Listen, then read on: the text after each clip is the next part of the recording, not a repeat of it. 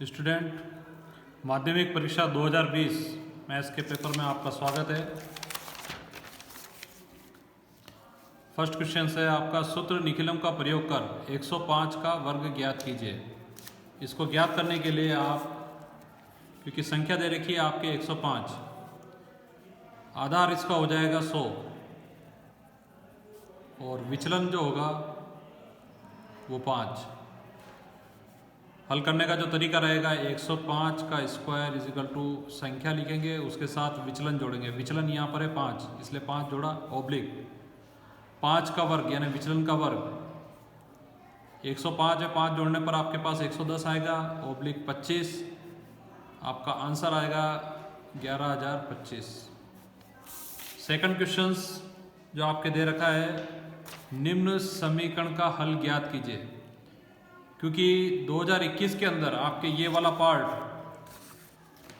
वैदिक पद्धति द्वारा सरल समीकरणों के हल ये हटा दिया गया है, इसलिए आपको ये क्वेश्चंस अब नहीं करना है। नेक्स्ट आपके दे रखा है, दो संख्याओं का गुणनफल 12,960 है तथा मसप HCF 18 है, तो लघुत्तम समापवर्तक यानी कि LCM ज्ञात कीजिए। क्योंकि ये वाला पार्ट भी आपके HCF और LCM, HCF ज्ञात करना और LCM ज्ञात करना, बहुपद वाला पूरा पार्ट आपके हटा दिया गया है। इस वाले क्वेश्चंस को भी आपको नहीं करना है। नेक्स्ट आपके दे रखा है, मान ज्ञात कीजिए 3 cos 30 माइनस 4 cos क्यूब 30। इसको हल करने के लिए आपको सारणी के अनुसार देखना पड़ेगा। cos 30 का मान जो है आपके पास √3/2 होता है। cos 30 का जो मान है वो √3/2। इसके द्वारा अपन इसको हल करेंगे। तो चूंकि आपका प्रश्न जो दे रखा है, प्रश्न संख्या 4, 3 cos 30 माइनस 4 cos क्यूब 30, इसको हल करते हैं। 3 लिखा, cos 30 का मान जैसा कि आपने सारणी के अनुसार निकाल रखा है √3/2 माइनस 4, और यहाँ पर भी √3/2 और घात लग जाएगी इसकी 3। नेक्स्ट इसको अपन हल करेंगे, 3 √3/2 माइनस 4 इंटू √3/2 का क्यूब। तो √3/2 का क्यूब किस प्रकार से ज्ञात करेंगे, तो √3/2 इंटू √3/2 इंटू √3/2। √3 को √3 से गुणा करने पर आपके पास 3 आएगा और ये बचा √3, इसको यूँ का लिख देंगे। नीचे आप गुणा करेंगे, 2 दूनी 4, 4 दूनी 8। तो यहाँ पर अपन लिखेंगे 3 √3/8, क्योंकि इसका मान आपके ये आया है, तो इसकी जगह मैंने ये वैल्यू रखी। अब इसके अंदर अपन हल करेंगे, तो ये देखिए आप 3 √3/2 और 4 का भाग दोनों में जाएगा, इसमें एक बार, नीचे 2 बार। तो आपके पास इधर भी आ रहा है तीन √3/2। एक बार ये प्लस में आ रही है, ये वैल्यू माइनस में है, दोनों कट जाएगी, आपके आंसर आएगा 0। अगला क्वेश्चन देखिए। अगला क्वेश्चन दे रखा है, sec 36 बटावा cosec 54 minus sec 54 cosec 36 का मान ज्ञात कीजिए। कैसे करेंगे, क्योंकि यहाँ पर जो मान दे रखे हैं वो आपके ना तो 0 दे रखा है, 30, 45, 60 या 90। यहाँ जो कोण दे रखा है वो ना तो 0 आ रहा है, ना 30 आ रहा है, ना 45, ना 60, ना 90, ये कुछ भी नहीं दे रखा है। अलग ही है 36 और 54 जो कि इसमें नहीं है। इसलिए इसको हल करने के लिए 90 माइनस थीटा वाला फॉर्मूला काम में लेंगे। उस 90 माइनस थीटा के फॉर्मूले के लिए आपको एक षटकोण बनाना पड़ेगा। इस षटकोण के अंदर आपके यहाँ पर tan थीटा, साइन, कोस, कोट, कोसेक और यहाँ पर सेक ये लिखेंगे। अब देखिए ये आपस में इंटरचेंज हो जाते हैं फॉर्मूले के अकॉर्डिंग। तो यहाँ पर आपको दे रखा है sec 36, तो देखिए सेक का पहले मैं फॉर्मूला लिख देता हूँ, sec 90 minus theta. sec 90 minus theta किस में कन्वर्ट हो जाएगा, आपके कोसेक थीटा में। ये आपस में परिवर्तित हो जाते हैं। ये फॉर्मूला होता है जिसको अपने को याद करना है। अब देखिए यहाँ पर अपने को दे रखा है sec 36 को मैं अगर चाहूँ तो ऐसे लिख सकता हूँ, क्योंकि ये प्रश्न संख्या 5 है। सेक 36 को 90 में से क्या घटाएं कि 36 आ जाए, तो 90 में से 90 माइनस एक्स बराबर 36। तो एक्स की जो वैल्यू हो जाएगी वो आपके 90 माइनस 36। अब 90 में से 36 जाएंगे तो 54 बचेंगे आपके पास। तो इसको अपन चाहें तो यूँ लिख सकते हैं सेक 90 माइनस 54। 90 में से अगर अपन 54 घटाएंगे तो अपने पास आंसर आएगा 36। तो इस फॉर्मूले का प्रयोग करेंगे, क्योंकि इस फॉर्मूले के अनुसार sec 90 minus theta is equal to cosec theta. तो ये सेक 90 माइनस थीटा की जगह पर आपके 54 दे रखा है, इसलिए इसका मान आ जाएगा कोसेक 54। तो आप देख सकते हैं कि सेक 36 का मान आ रहा है कोसेक 54। इसी प्रकार से इस सेक 54 को अगर अपन चाहें तो सेक 90 माइनस 36 लिख सकते हैं। 90 में से 36 जाएंगे तो 54 बचेगा। इस फॉर्मूले का प्रयोग करने पर इसका मान आ जाएगा आपके पास कोसेक 36। तो आप इसको ये लिख सकते हैं और कोसेक 36 को सेक 36 को आप कोसेक 54 लिख सकते हैं।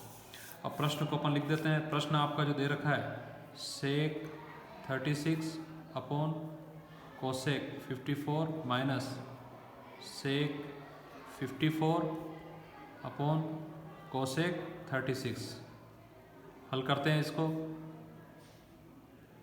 क्योंकि सेक 36 की जगह पर लिख सकते हैं कोसेक 54। तो मैं ये दोनों बराबर हैं, इसलिए मैं यहाँ पे लिखता हूँ कोसेक 54, और ये जो नीचे है उसको कोसेक 54 उसको पहले ही लिख देते हैं, माइनस सेक 54 को अपन लिख सकते हैं कोसेक 36। तो मैं इसकी जगह लिख देता हूँ कोसेक 36, क्योंकि यहाँ नीचे भी कोसेक 36 दे रखा है। आप जानते हैं समान संख्या में समान संख्या का भाग देने पर उत्तर 1 आता है। यहाँ पर भी 1 आ जाएगा, यहाँ पर भी 1 आ जाएगा, 1 में से 1 गया 0। तो ये वाला प्रश्न अक्सर जो इस तरह के जो प्रश्न होते हैं उसमें मान या तो आपके 1 आएगा या 0 आएगा।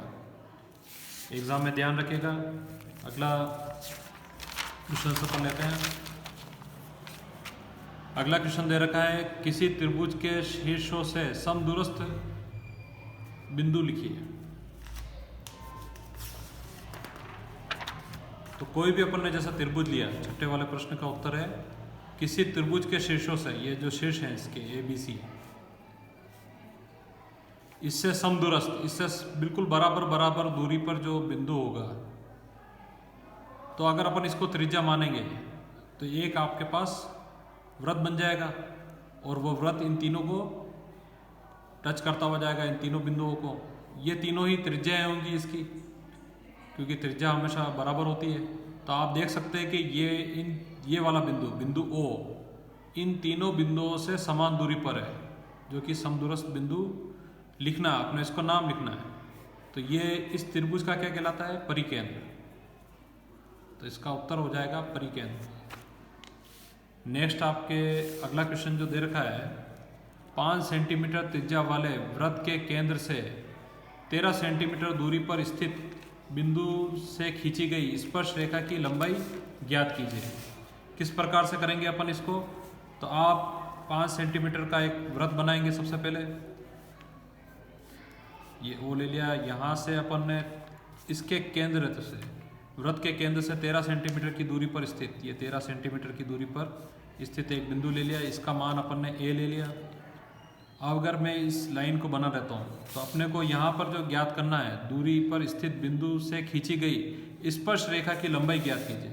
इस बिंदु से अपन को इस स्पर्श रेखा की लंबाई ज्ञात करनी है। मान लीजिए इस बिंदु का नाम मैं B ले लेता हूँ, तो A और B के मध्य दूरी ज्ञात करनी है। तो आप जानते हैं कि ये वाला जो कोण होता है वो हमेशा 90 डिग्री का होता है। ये आपके समकोण त्रिभुज हुआ। समकोण त्रिभुज के अंदर आपको ये कर्ण हो जाएगा, ये लंब हो जाएगा और ये आधार। तो आपको आधार ज्ञात करना है। तो पाइथागोरस प्रमेय के अनुसार कर्ण स्क्वायर बराबर आधार स्क्वायर प्लस लंब स्क्वायर। तो यहाँ पर कर्ण जो दे रखा है आपके 13, तो 13 का स्क्वायर आधार आपको ज्ञात करना है, और लंब जो दे रखा है वो आपके 5, तो 5 का स्क्वायर, 13 का square 169, A square plus 25। A का मान ज्ञात करना है, इसलिए इसको इधर लेके जाएंगे। तो 169 माइनस 25 बराबर ए का स्क्वायर माइनस करने पर आपके मान आएगा 144। 144 इजिकल टू ए स्क्वायर। अब आप दोनों तरफ वर्गमूल लेंगे तो 144 और ए, तो 144 का वर्गमूल होता है 12, तो इसका उत्तर आ जाएगा 12, यानी कि यहाँ से ये दूरी जो होगी वो आपके 12 होगी। अगला वाला प्रश्न देखते हैं अपन। एक पासे को फेंकने पर 4 से छोटा अंक आने की प्रायिकता ज्ञात कीजिए। 8वें प्रश्न को अपन हल करते हैं। एक पासे को फेंकने पर अपन जानते हैं कि 1 2 3 इस तरह से 6 तक अंक आते हैं। 1 2 3 4 5 6, तो कुल स्थिति हो जाएगी आपके 6, क्योंकि अपने को किसका प्रायिकता ज्ञात करनी, 4 से छोटा अंक आने की प्रायिकता। तो पहले प्रायिकता का सूत्र लिखेंगे। प्रायिकता का जो सूत्र होता है वो आप जानते हैं, अनुकूल स्थिति बटा कुल स्थिति। तो यहाँ पर कुल स्थिति ये 6 रहेगी। अब अनुकूल स्थिति क्योंकि प्रायिकता अपने को ज्ञात करनी है 4 से छोटा अंक।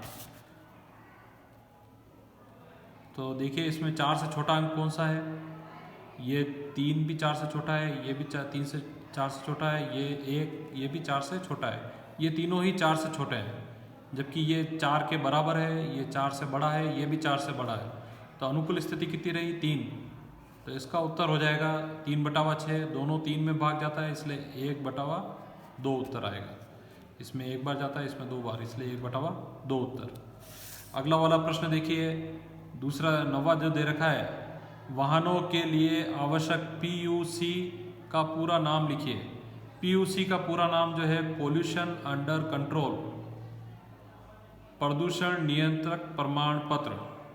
तो आप इसका उत्तर लिख लेंगे, प्रदूषण नियंत्रण प्रमाण पत्र, प्रदूषण नियंत्रक प्रमाण पत्र। ये 90 वाले का आंसर हुआ आपके। 10वां वाला देखिए, 10वें वाले प्रश्न में दे रखा है, एक कार 3 मिनट में पहला, 6 मिनट में दूसरा, 9 मिनट में तीसरा यातायात सिग्नल पार करता है, तो 13वां सिग्नल कितने समय में पार करेगी, ये अपने को ज्ञात करना है। तो आपको दिए गए प्रश्न के अनुसार पहला सिग्नल, दूसरा, तीसरा, चौथा, इस तरह से अपने को 13वें वाले का ज्ञात करना है। तो पहला सिग्नल जैसा कि दे रखा है 3 मिनट में पार करता है, दूसरा 6 मिनट में, तीसरा 9 मिनट में, ये आपको दे रखा है। तो मैंने यहाँ लिख दिया है 3, 6 और 9। इस तरीके से अपने को ये बताना है कि 13वां सिग्नल कब पार करेगा, क्योंकि आप देखने से पता लग रहा है कि ये समांतर श्रेणी है, क्योंकि सभी में अंतर 3-3 का आ रहा है। तो समांतर श्रेणी में अपने को कौन सा पद ज्ञात करना है, 13वां। तो इसका सूत्र आएगा Tn बराबर a प्लस n-1d। अब a जो होता है वो प्रथम पद, यहाँ प्रथम पद देखिए क्या है, 3, तो 3 लिखा, क्योंकि अपन को 13वां पद ज्ञात करना है। तो n की जगह लिख देंगे 13, यहाँ पर 13 में से 1 जाएगा तो 12। और d होता है सार्वंतर। सार्वंतर कैसे ज्ञात करते हैं, द्वितीय पद में से प्रथम को घटाते हैं।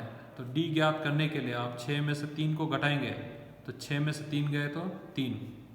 तो आपके पास यहाँ पर 3, 12 को 3 से गुणा करने पर 36, 36 और 3 को जोड़ेंगे तो 39। तो ये आपका उत्तर आएगा 39। इस तरह से आपके 10 क्वेश्चंस हुए। अगला देखिए, सूत्र परावर्ती विधि द्वारा आधारित विधि से निम्न का हल ज्ञात कीजिए।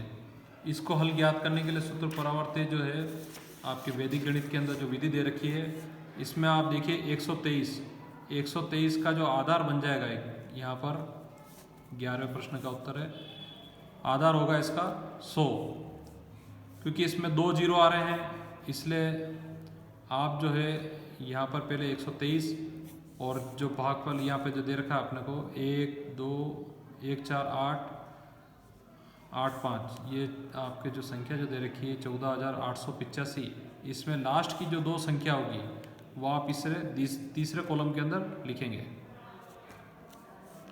अब चूंकि यहाँ पर आधार आपके 100 है, अब 100 से आपको ये देखना है, सबसे पहले 1 को यूं का यूं उतारा, 1 को इसके अंदर 100 से ये क्या है 23 ज़्यादा है, इसलिए 23 यहाँ पर ज़्यादा है इसलिए -23। -23 वैदिक गणित में ऊपर की तरफ इस तरह से बार लगा के लिखते हैं। तो 1 को इससे गुणा करेंगे तो 2 का बार, और 1 को 3 से गुणा करेंगे तो 3 का बार। इसको तो अपन ने यूं का यूं उतार लिया। अब देखिए 4 में से 2 गए तो कितना बचा आपके पास? 2। अब इस 2 का गुणा वापस से इससे करेंगे, 2 से गुणा करेंगे तो 4 आएगा। इसको अपन यूं का उतार -4, 2 का -3 से गुणा करेंगे तो -6। अब इसको हल करेंगे, यहाँ पे हल करेंगे तो 8 -3 और -4, -3 और -4 -7 हो जाएगा। -7 और +8, 8 में 7 गए तो कितना बचा अपने पास? 1। अब ये जो है आपके इसको आगे हल करेंगे क्योंकि अपन इस कॉलम तक पहुँच चुके हैं। तो यहाँ पर देखिए 8 में से 6 गए तो 2 और 5, तो ये तो आपके पास आ जाएगा भागफल, और ये आपका शेषफल।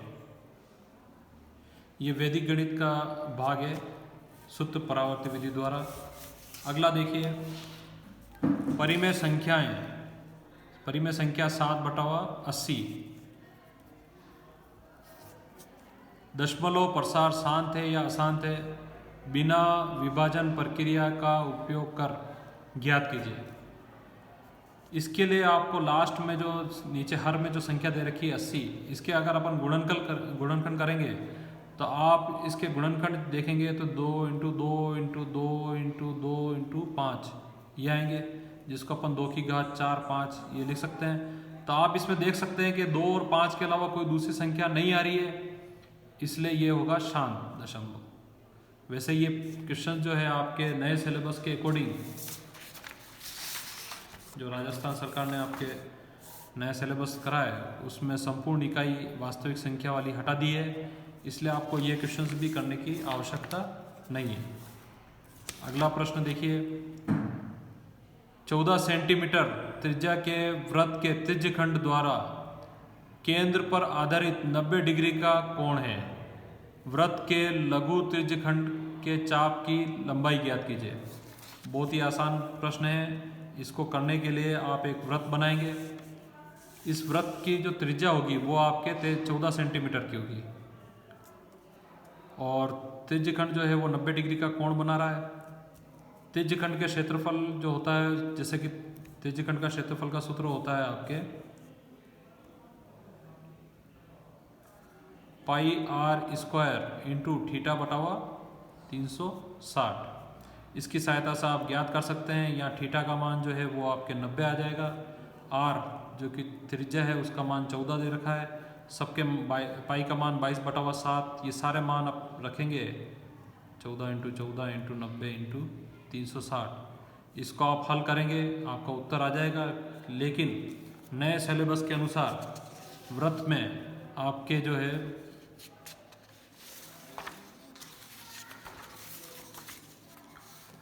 वृत्तखंड एवं त्रिज्यखंड का क्षेत्रफल ये हटा दिया गया है, तो इसकी वजह से ये वाला प्रश्न भी आपको नहीं करना है।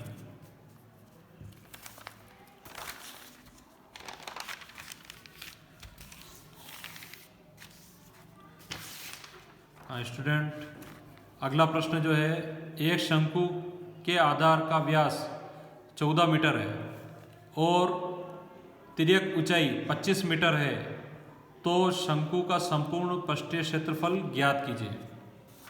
क्योंकि आपके नए सिलेबस के अनुसार ये वाला पार्ट भी आपके हटा दिया गया है। शंकु का पृष्ठीय क्षेत्रफल एवं आयतन, एक प्रकार के ठोस को दूसरे में बदलना, ये दो चीज़ें आपके हटा दी गई है। शंकु का पृष्ठीय क्षेत्रफल और आयतन हटा दिया गया है, इसलिए आप पे शंकु पे आधारित प्रश्न नहीं पूछे जाएंगे, तो मैं इसको हटा रहा हूँ। अब आपको केवल जो है इसमें बेलन, गोला वगैरह इस तरह की जो आकृतियाँ हैं उसी का आपको ज्ञात करना है। मैं नेक्स्ट वीडियो के अंदर आपको क्या क्या पढ़ना है वो भी मैं बताऊँगा। ये महात्मा गांधी काजबा स्कूल के अंदर मैं ये वीडियो जो बना रहा हूँ, आप सभी बच्चों से अनुरोध है कि आप इसको वापस से रिप्लाई मुझे दें, व्हाट्सएप पे आप मुझे रिप्लाई करें।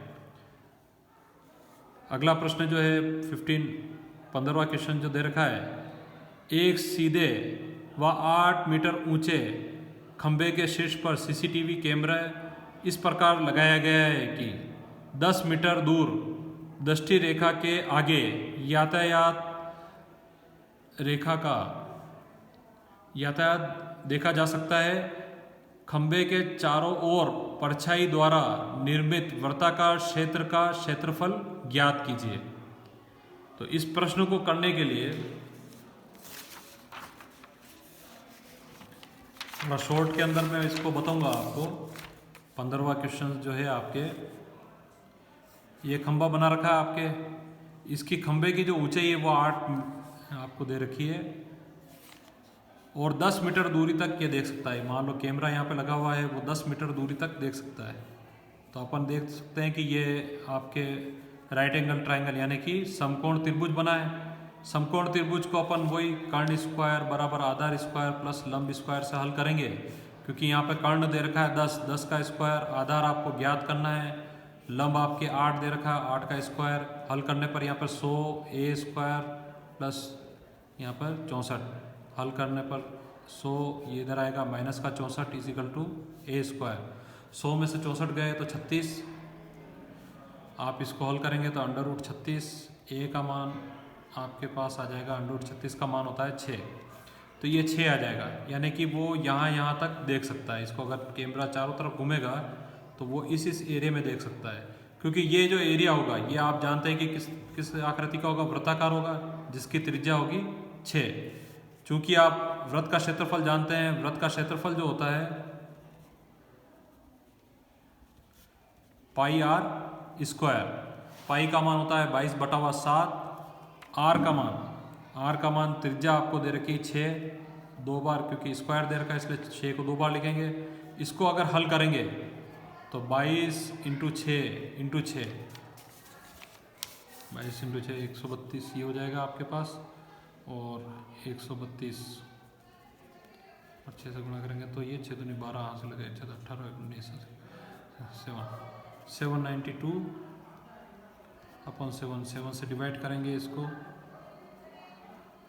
तो आपके पास मान आ जाएगा 113, यानी कि 113.04, ये उत्तर आएगा। अगला प्रश्न देखिए आप,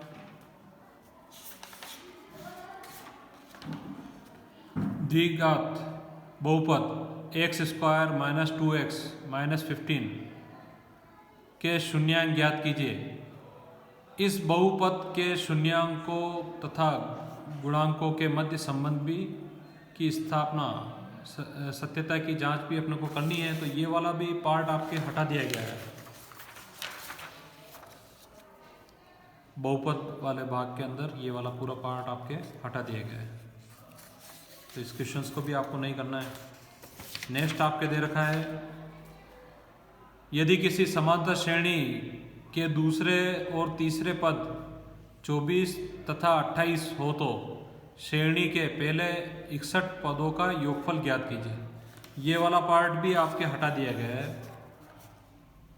समांतर श्रेणी में n पदों के योग मानक परिणाम को निकालने की विधि, तो ये जो है पदों का योग ज्ञात करने वाली जो है वो आपके हटा दी गई है, इसलिए आपको ये भी ज्ञात नहीं करना है।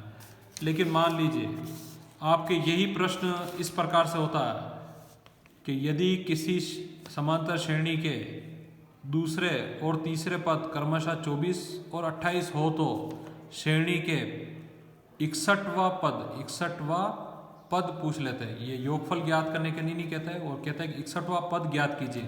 तो इसको किस प्रकार से हल करते हैं, तो उसके लिए मैं क्वेश्चन नंबर 17 हल कर रहा हूँ, क्योंकि आपको यहाँ पर दे रखा है दूसरा पद जो है वो 24 दे रखा है, तो T2 बराबर अपन लिख देते हैं 24। तीसरा पद 28 दे रखा है, ये 28 लिखा मैंने, क्योंकि अपन जानते हैं कि आपके जो पद होते हैं समांतर श्रेणी में वो a + d, a + 2d, a + 3d, इस प्रकार से इसी चलते रहते हैं इसी क्रम में। ये पहला पद है, ये दूसरा पद है, ये तीसरा, ये चौथा, इस तरह से निरंतर पद आपके आ रहे हैं। क्योंकि द्वितीय पद आपको दे रखा है 24 और तृतीय पद दे रखा है 28, कहने का मतलब इसका मान 24 दे रखा है, इसका मान आपके 28 दे रखा है, तो a + d का मान आपके पास आ जाएगा 24 और a + 2d इसका मान आ जाएगा 28।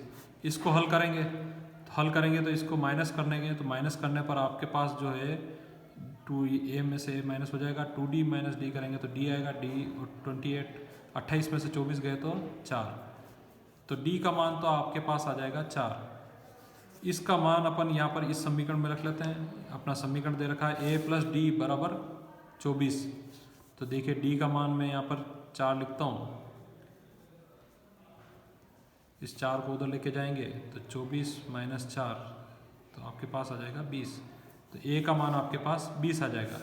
अब जैसे कि प्रश्न अनुसार अपन ने जो बनाया था कि 61वां पद ज्ञात करना है, तो nवां पद ज्ञात करने का जो सूत्र होता है समांतर श्रेणी में a plus n minus 1d, यहाँ पर a का मान जो दे रखा है वो 20। अब क्योंकि अपन को 61वां पद ज्ञात करना है तो यहाँ पर लिखेंगे 61 माइनस 1 और d का मान जो है आपके 4 दे रखा है। हल करेंगे इसको, 20 61 में से 1 गया तो 60 इंटू 4, हल करने पर यहाँ पर 20 और यहाँ पर 240 आएगा।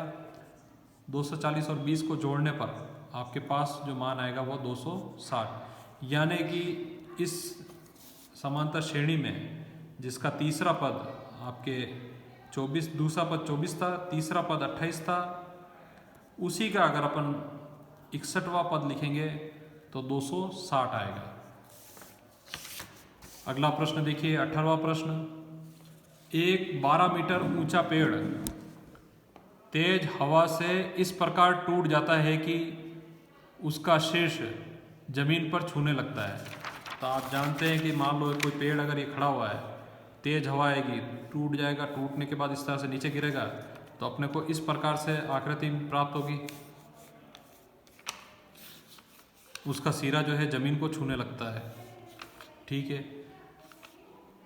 और जमीन के साथ 30 डिग्री का कोण बनाता है। ये जो कोण है वो आपके 30 डिग्री का कोण बन रहा है। नेक्स्ट आपके जो दे रखा है इसमें, तेज हवा से पेड़ जमीन से कितनी ऊंचाई से टूटा है ज्ञात कीजिए। ये यहाँ पर ये ऊंचाई अपने को ज्ञात करनी है, इसको अपन h मान लेते हैं। ये वाली लंबाई अपने को पता नहीं है, पेड़ की लंबाई 12 मीटर, अच्छा पेड़ की लंबाई पूरी 12 दे रखी है, तो ये जो है पूरी x मान लीजिए, तो ये पूरी लंबाई अगर 12 है, 12 में से h तो इधर आ गया, तो यहाँ रिमेनिंग कितना रहेगा। देखिए ये पूरी लंबाई यहाँ से यहाँ तक 12 दे रखी है, उसमें से h इधर है, तो इधर वाला जो पार्ट रहेगा वो कितना रहेगा, 12 माइनस h।